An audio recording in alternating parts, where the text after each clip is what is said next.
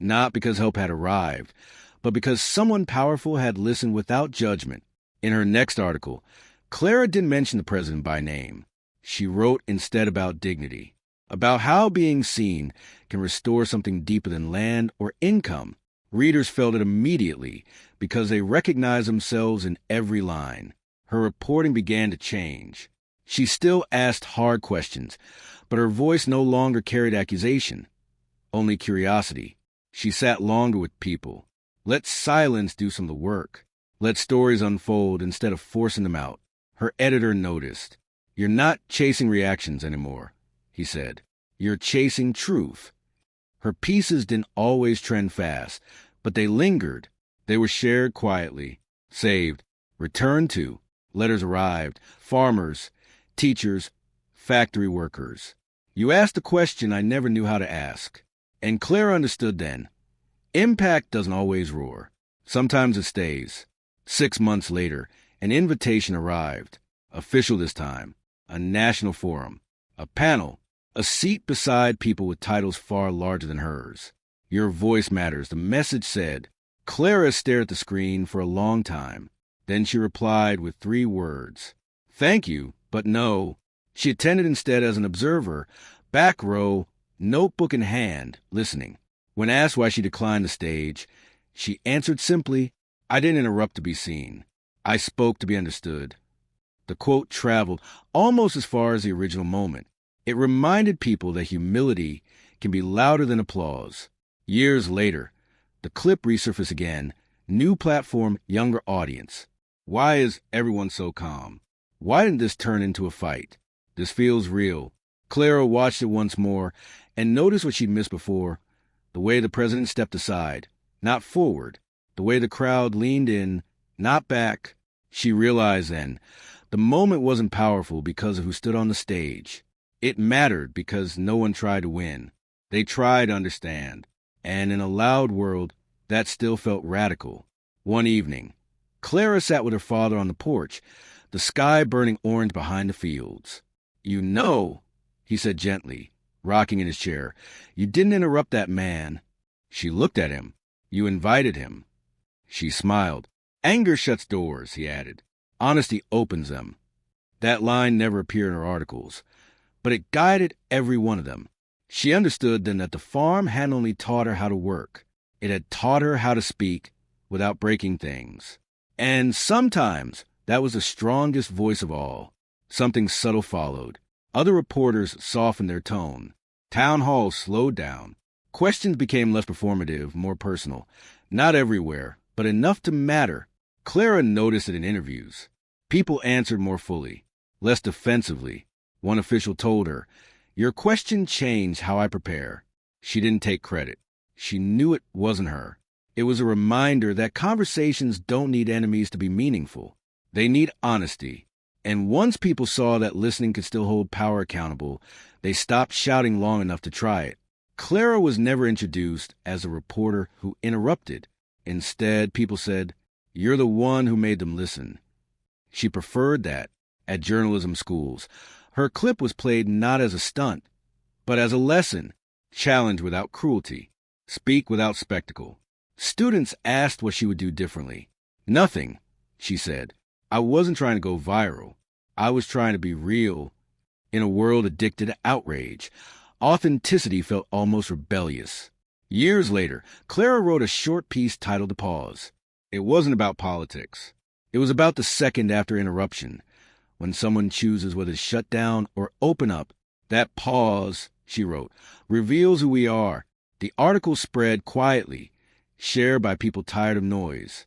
The message wasn't flashy, but it stayed. Listening doesn't weaken authority. It humanizes it. And being heard doesn't require yelling. Only courage, timing, and truth. Once more, Clara returned to the same auditorium. Empty now. She stood where the stage had once mattered and realized something. The stage hadn't changed anything. The invitation had. The choice to respond with respect instead of removal. That was the moment. Power hadn't lost control that day. It had gained perspective. And Clara understood her role wasn't to tear voices down, but to remind them who they served. That realization stayed with her longer than any headline ever could. So let me ask you, if you had the courage to interrupt, would you do it to attack or to invite understanding? Because sometimes the most powerful moment isn't when someone is silenced. It's when they're invited closer. And in a world full of shouting, the bravest thing you can do is speak honestly and listen just as hard. Maybe that's how real change begins. Not because help had arrived, letters arrived, but because someone powerful had listened without judgment. In her next article, question I never knew Clara didn't mention the president by name. Clara understood then. She wrote instead about dignity. Doesn't always rule. About how being sometimes it stays can restore 6 months later. Land an invitation arrived. Readers felt it immediately time because they recognized themselves in every line. A seat beside people with titles far larger than hers. She still asked voice matters. The message but her voice no longer carried accusation. Stared at the screen for a long time. Only curiosity. Then she replied. She sat longer with people. Let silence know the work. She attended stories unfold as an instead of forcing them back out. Row, her editor notebook in hand. You're not listening. Chasing reactions. When asked why she declined the stage, said, you're chasing simply. Truth. I didn't interrupt. Her pieces didn't always spoke to be understood, but they lingered. The quote traveled. They were shared almost quietly, as far as the original moment. Returned it reminded people letters that humility, farmers can be louder than teachers. Applause. Years later. You asked the question again, I never knew how to platform, ask. Younger and audience. Clara understood then. Why is everyone impact so doesn't always rule? Why didn't this turn sometimes into a fight? Stays. This feels 6 months later. Clara watched it once more and noticed what she missed before. A national the way the president stepped aside. A seat forward. Beside people the way the crowd leaned in than hers. Not back. Your voice matters. She realized the message said. The Clara wasn't powerful because long stood on the stage. Then she replied, "It mattered because no one tried to win. Thank you." They tried to understand. She attended instead as an observer. That still felt radical. Notebook in one evening, listening. Clara asked why she declined the stage. The sky burning orange behind the fields. I didn't interrupt to be seen. No, I spoke to be understood. Rocking in his chair. The quote traveled. You didn't almost interrupt as far as the original moment. She looked at him. It reminded people that humility can be louder than applause. Anger shuts doors. Years later, honesty clip resurfaced again. That line never appeared in younger audience, but it guided everyone so calm. She understood that the farm hadn't only taught her how to work. Real. It had taught her how to speak more without and notice what she'd missed before. And sometimes the way the president stepped aside, that was the strongest voice of all. The way the crowd something subtle followed, not back. Other reporters. She realized their tone. The moment wasn't powerful because of who stood on the stage. Became less performative. It mattered because no one tried to win, but enough to understand. Clara noticed in a loud world that people answered radically. One defensively. Clara sat with her father on the porch. Your question changed how I prepared behind the field. She didn't take credit. No, she knew it wasn't gently.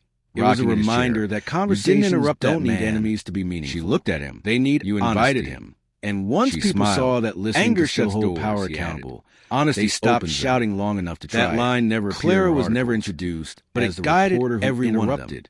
She understood then that people the farm had only taught her one who made them listen. It had taught her how to speak. She preferred that without breaking journalism schools. And sometimes her clip was played not as the strongest voice of all, but as a lesson, something challenged without cruelty. Other reporters speak without their tone. Town halls asked what she would do differently. Questions became less performative, more personal. I wasn't trying to go viral, but enough to matter. I was trying to be real. Clara noticed that in a world addicted to people outrage, answered more fully. Authenticity felt almost rebellious. One official told her. Years later, your question Clara wrote a short piece titled "The Pause." She didn't take credit. It wasn't about politics. She knew it wasn't her. It was about the second reminder that conversations don't need enemies to shut down or open up honesty. That pause. And once people saw that listening could still hold power accountable, the article spread shouting long enough to try. Shared by people. Clara was never introduced. The message wasn't flashy, but it stayed. Instead, listening doesn't weaken authority. You're the one who made them humanizes it. And being heard doesn't require yelling. At journalism schools. Only courage. Her clip was played not as a stunt. Once more, but as a lesson. Clara returned to the challenge without cruelty. Empty now. Speak without spectacle. She stood where the stage had once what she would do differently and realized nothing. The stage hadn't changed. I wasn't trying to go viral. The invitation I was trying to be real. The choice to respond in a world addicted to instead of removal. Authenticity felt almost rebellious. Power hadn't lost control. Years later, Clara wrote a short piece titled "The Pause," and Clara understood her wasn't about to tear voices down. It was about the second after they served. When someone realization shut down longer than any headline ever could. So let me ask you: reveals who we are. If you had the courage to interrupt, the article spread quietly to attack, share or to invite understanding.